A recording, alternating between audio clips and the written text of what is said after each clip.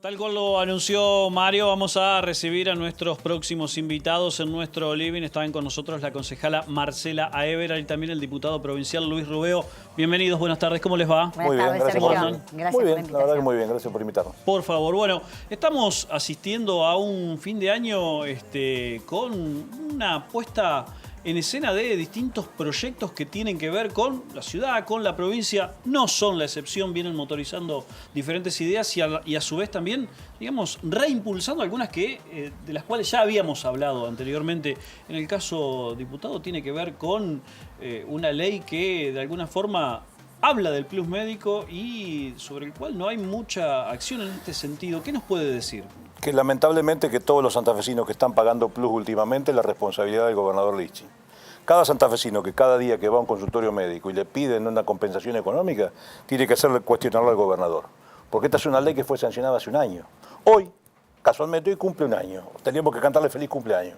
Fue sancionada por la legislatura, por ambas cámaras, por amplísima mayoría, por unanimidad. Que estipula claramente que los médicos no deben cobrar plus. Dice claramente que en la provincia de Santa Fe esto está prohibido, que no se puede hacer. Lo dice taxativamente. ¿Cuál es el inconveniente?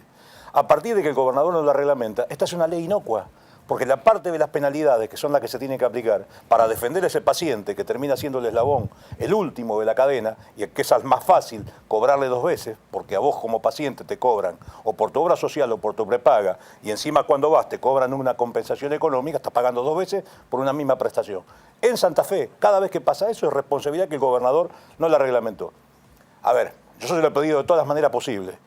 He hecho declaraciones en la Cámara, he hecho manifestaciones. Hace 4 meses y medio que le vengo pidiendo audiencia a la ministra de Salud. Digo, no tuvimos ninguna epidemia que la ministra no me haya podido recibir. Tiene instrucciones de no recibirme. Esas instrucciones que se le ha dado el gobernador de la provincia. ¿Y por qué? Porque tiene un lobby de clínicas y sanatorios que le dicen que no reglamente la ley. Esta es la verdad. Yo sé que esto que estoy diciendo al gobernador no le va a gustar, pero si no que me desmienta, que reglamente la ley. Hay específicamente una causa que pasa por ahí, no pasa por otro lado. No hay ninguna razón, no hay ninguna razón, porque además lo que está claramente establecido es de que no se puede cobrar dos veces por una prestación. Yo sé que esto a los profesionales los pone muy mal, muchos médicos se acuerdan de mi familia, yo todas estas cosas las sé. Lo que les digo a esos profesionales es que tienen que quejarse para arriba, se tienen que quejar con los prestadores de salud, se tienen que quejar con los gerenciadores y no hacerle pagar al paciente dos veces. Porque el paciente es el que termina siendo el que termina pagando por una prestación dos veces cantidad de dinero. Una cuando le descuentan el recibo de sueldo, cuando paga la prepaga, y otra cuando va al profesional. Lo que pasa es que el paciente está entregado. Usted como paciente va a que le solucionen un problema, no a discutir una cuestión económica con el profesional. Y entonces queda ahí, no tiene otra alternativa. Entonces, ¿quién lo tiene que defender? Lo tiene que defender el Estado. ¿Y qué ha hecho el Estado? Una ley que está sancionada, que está promulgada. ¿Qué falta? La reglamentación, para que nosotros podamos sancionar a aquellas personas y aquellas clínicas que no cumplan con esta normativa. Y vuelvo a insistir, hay un solo responsable en la provincia que la gente pague plus médico. Cada uno de ustedes que pagan el plus, acuérdense del gobernador Miguel Lichín. Él nos reglamenta la ley y él es el que lo está perjudicando. Lucas. Otra ley también que impulsó usted, diputado, es la ley de trato digno. Bueno, recuerdo que, hoy no fuimos a cubrirlo también. Preguntarle qué pasó, porque es una ley que también está aprobada. Estamos en la misma situación. A mí lo que más me molesta, y por eso le pongo vehemencia, es el doble discurso. Porque yo escucho después a los funcionarios que hablan de la transparencia en los actos de gobierno, en la defensa de los intereses de la gente, en todas las cuestiones que se deben hacer para preservar el bien común. Ahora, ese jubilado que está en la esquina de este estudio y que está 45 minutos o una hora esperando la intemperie o al rayo del sol, ¿quién le da una explicación? ¿Quién le paga el tiempo a esa persona? O esa mujer que tiene que hacer un trámite y está con el chiquito en los brazos y no puede llevar adelante una cuestión en el cajero automático y tiene que ir a un cajero humano y tiene más de 2 horas esperando. ¿Quién le paga el tiempo a esa persona? Hay una ley que dice de que si usted no es atendido durante los 30 minutos hay una serie de penalidades. ¿Qué pasa con el gobernador? No la reglamenta. Entonces, ¿cuál es la alternativa? ¿Quiénes son los que están operando?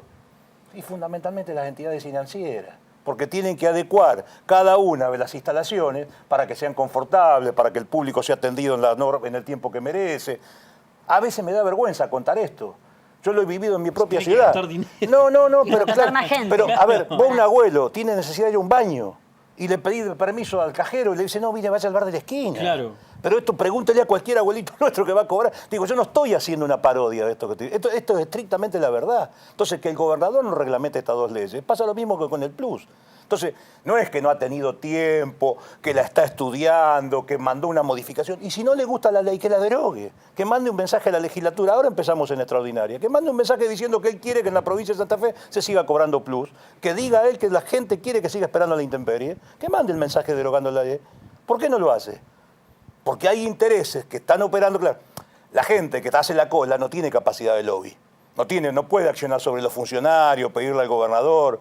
Las clínicas y sanatorios lo pueden hacer. Las entidades bancarias, las entidades financieras, las corporaciones que están vinculadas a los teléfonos celulares, las mutuales, los entes públicos, todos esos que tienen que atender bien a la gente tienen capacidad de lobby. Entonces, ¿qué pasa? El gobernador no lo reglamenta. Esta es la realidad, esta es la verdad. Concejala, en la ciudad de Santa Fe específicamente usted está bregando y proponiendo un observatorio que tiene que ver con la tercera edad específicamente. Así es, y tiene mucho que ver con el trato digno. Exacto. Tiene mucho que ver porque nosotros hicimos esta propuesta en función de testimonios, en función de gente que son promotores gerontológicos, de familiares, que muchas veces el no tener la protección, un lugar donde acudir, hace que no puedan hacer la denuncia o no sepan dónde, porque vos sabés que el tema de la habilitación de un geriátrico es una jurisdicción compartida. En líneas generales, la provincia, depende qué modelo de geriátrico, si es para personas que se puedan, digamos, mover, hacer autosuficientes, o otras que son, tienen alguna discapacidad o algún problema que tienen que tener ayuda mucho más intensa. Por ejemplo, están en silla de rueda o tienen una enfermedad muy importante. Bueno, depende, que cada categoría habilita desarrollo social, salud o en los hogares la dirección de adulto mayor.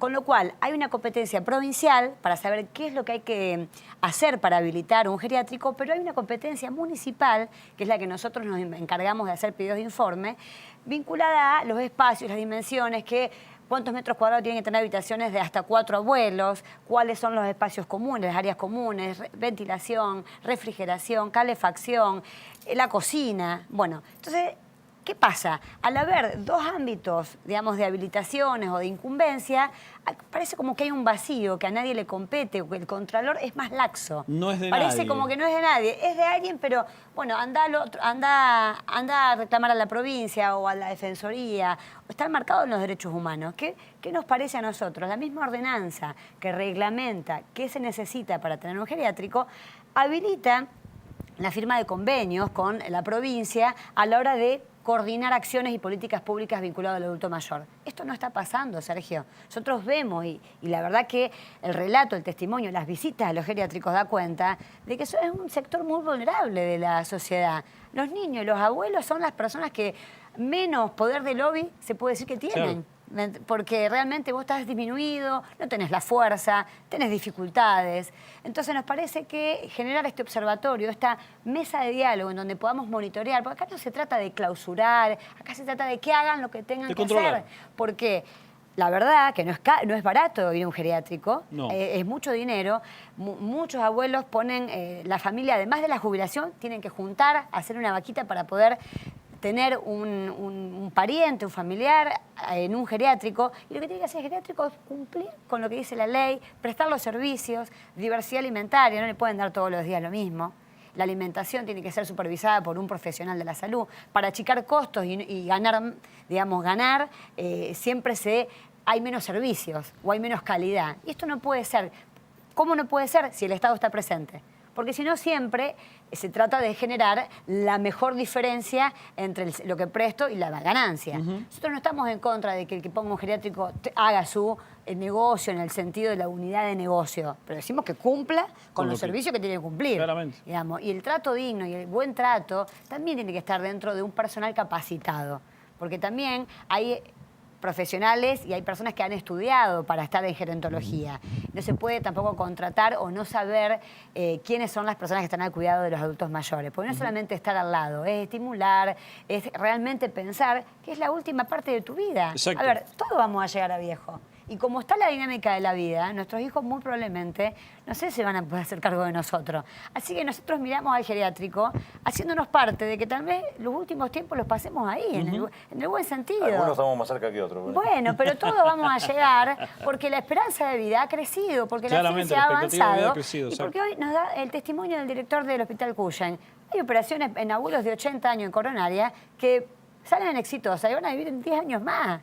¿Me entendés? La ciencia avanza y hay que pensar que hay más abuelos que antes y hay que tener lugares y el Estado tiene que controlar, pero no con la idea de clausurar. Mira, en los últimos 6 años el municipio tuvo 12 clausuras vinculadas con los residuos, vinculados con una operatoria que debemos tener porque son residuos patológicos, sobre todo en aquellos que tienen algunas enfermedades. Bueno, la idea no es clausurar, la idea es que se hagan las cosas como tienen que hacerse y para eso monitorear y controlar. De eso se trata el observatorio que estamos proponiendo, de prevenir antes que tener que decir dónde derivamos a estos abuelos, en qué lugar. Sale mucho dinero mantenerlos a los geriátricos, pero hay que hacer las cosas bien. Seguro. Creemos que el servicio tiene que ser digno y óptimo porque está dentro de los derechos humanos, ¿no? Claro.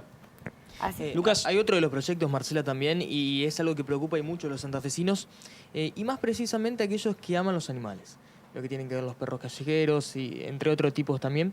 Que nos cuentes un poco acerca de la casa de mascotas en zona norte. Sí, nosotros decimos que el control, digamos, poblacional de fauna urbana no solamente es para los que aman los animales, es para las ciudades mismas. Es para la ciudad en general, claro. Mira, te lo digo porque la sobrepoblación animal no tiene una... Tiene injerencia en la ciudad completa. Claro, no tiene otra forma de controlarse que no sea con castraciones. Es decir, con esterilizaciones a temprana edad, masivas, obligatorias y gratuitas. Nosotros en su momento, cuando Luis era presidente de la Cámara, le llevábamos 80.000 firmas, el Hospital Público Veterinario, que tenía el objetivo de tener lugares fijos y móviles de castraciones.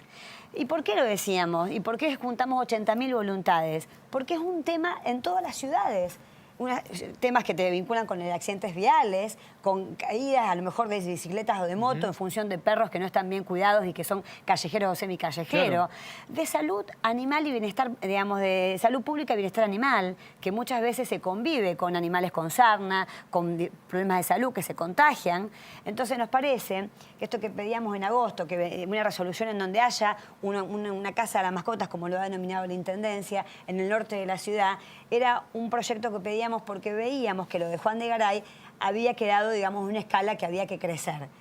Estamos insistiendo en otro proyecto de ordenanza, que es el control poblacional, que tiene 3 variables. Primero, las esterilizaciones a temprana edad, masivas, gratuitas y extendidas en el tiempo. Se estima con la población animal que hay que hacer 142 castraciones diarias durante 240 días hábiles del año para tener control poblacional. La otra arista es la conciencia ciudadana, en cuanto a la tenencia responsable. Al que tiene un gato o un perro hay que realmente, digamos, muchas veces darle parámetros de convivencia con los otros, con los que no quieren y con la ciudad misma. Y por último, el programa de adopciones, que el Estado fiscalice y promueva estas adopciones de animales callejeros o semicallejeros que muchas veces salen, digamos, campañas espasmódicas como el cierre del Edén, que salimos todos a ver dónde podíamos ubicar a estos animales que estaban, digamos, en una situación que no estaban bien. Así que por eso creemos que es un objetivo cumplido, que esta semana se ha inaugurado y que hay que continuar y que tiene que ser una política realmente, no solamente para los amantes de los animales, sino entendiendo la ciudad como un lugar de convivencia, con fauna que hoy por hoy, animales domesticados que están acostumbrados y que, a ver, nosotros lo hemos acostumbrado a vivir así y que hay que hacerse cargo, porque hay que convivir. Exacto. Así que bueno, esa es la idea. Esa es la idea. Los cambios de tema los llevo más al plano político y les consulto ya desde el punto de vista militante o dirigencial. En este caso, el PJ para el año 2019, ¿debe ir unido? ¿Puede ir unido? ¿Cómo están viendo lo que está ocurriendo políticamente? Mira, nosotros venimos planteando hace tiempo que hay que llegar a la unidad de la diversidad. ¿Esto qué significa? Que las distintas corrientes internas, aquellos que hemos asumido un compromiso militante, que tenemos vocación por participar y que creemos que el justicialismo tiene que ser el continente en el que nos tenemos que desenvolver, participar de un proceso electoral interno. Porque la verdad que los acuerdos de dirigentes han sido perdidosos, nos han llevado a la derrota, es un método que fracasó. Y si es un método que fracasó, es un método que hay que cambiar.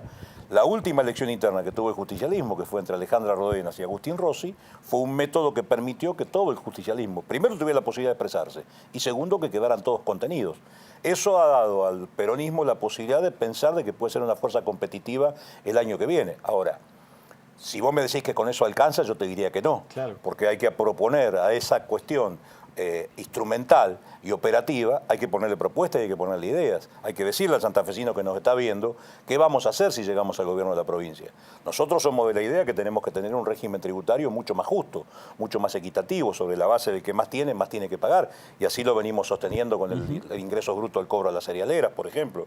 Sostenemos que tenemos que tener un régimen diferencial para la pequeña, la mediana empresa y el comercio minorista, que hoy están sufriendo un embate del aumento de las tarifas que se le ha convertido en impagable. Tenemos que pensar cuál es el plan de obra pública, que tiene que ser el gran contenedor de esa mano de obra que está expresando y expulsando el sector privado por falta de mercado y por falta de consumo. Entonces, del Estado, ¿cómo lo contenemos? Y después, para mí, hay dos cosas que son centrales, que tienen que ser tomadas como política de Estado. Una que está vinculada a la educación, que yo creo que es la herramienta que nos iguala a todos, pero claro, para eso hay que tener una idea, por eso arranqué por el tema tributario, y ver desde el otro punto de vista también el problema de la seguridad, que lo debemos abarcar no como una política de determinado sector, sino como una política de todos los actores comprometidos, tanto del oficialismo y de la oposición, porque no se arregla el problema de la seguridad solamente con mayor cantidad de patrulleros o policías en la calle. Tiene que haber un abordaje mucho más integral. Es mucho más, y para eso necesita una amplia dedicación de distintos sectores del Estado. Si el peronismo en Santa Fe hace esto y tiene además dirigentes con vocación, con ganas y con alguna cuota de credibilidad de cara a la opinión pública, podemos ser alternativa de gobierno en el 2019. Marcela. La verdad que sí, hoy escuchábamos atentamente, estuvimos visitando el complejo educativo Monseñor Saspe en Santa Rosa de Lima, y esto que vos hablas del tema educativo para nosotros es central. La jornada extendida, tener realmente con certeza el financiamiento para lograr que la educación sea la única herramienta de transformación posible, que dignifique y que genere una oportunidad laboral concreta y real. Nosotros la verdad que estamos protagonizando desde distintos espacios. Hemos compartido con Luis, cuando él fue presidente de la Cámara, un espacio y entendimos que hubo muchas iniciativas que se lograron transformar.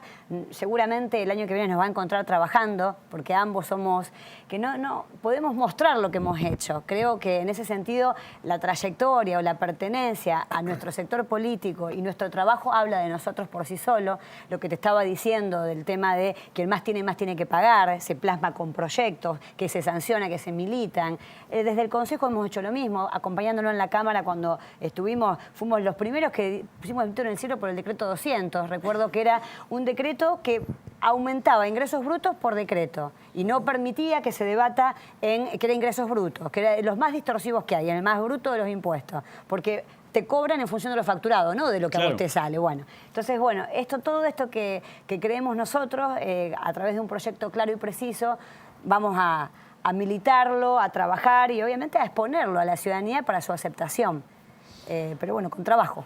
No, pero eso que decía Marcela de la discusión del tema de ingresos brutos, que parece a veces la gente dice, ¿qué tiene que ver conmigo? Es que si nosotros no tenemos un Estado que tenga recursos, es muy difícil que ese Estado tenga capacidad de operar para ser mucho más justo. Lo impositivo atraviesa a todos los entonces, el transporte, que estamos nosotros necesitamos, ese es un tema central que hoy se está debatiendo y que no tiene resolución inmediata. Y el 1 de enero los santafesinos van a pagar 40 pesos del boleto urbano. Y los rosarinos van a pagar 30. Y esta es una discusión que se está dando en el ámbito de la Cámara de Diputados, que nosotros ya la dimos y que hemos instalado un método y no logramos que el Senado lo trate. Entonces, acá hay discusiones que la gente tiene que saber quién está parado del lado de la gente y quién está parado del lado de las corporaciones. Por eso yo me enojo, y que vuelvo al inicio de la nota, cuando planteo este tema del gobernador de la provincia. Porque a veces se tienen actitudes discursivas muy elocuentes, pero en la práctica, cuando hay que gobernar, lo único que hacen es administrar. Y esta es una provincia que necesita ser gobernada, no administrada. El socialismo lo que ha hecho es administrarla, no gobernarla. Lo que hablaba el diputado es que el Fondo Compensador de Transporte podría venir a acompañar esta falta de subsidios nacionales a través de la coparticipación, esencialmente el impuesto de sellos, que hoy por hoy es un impuesto que no se coparticipa, sumado al aumento del impuesto inmobiliario en las entidades financieras. Entidades financieras y las cerealeras. Muchísimas gracias a los dos. No, gracias por permitirme playarnos con tanta tranquilidad. Por favor.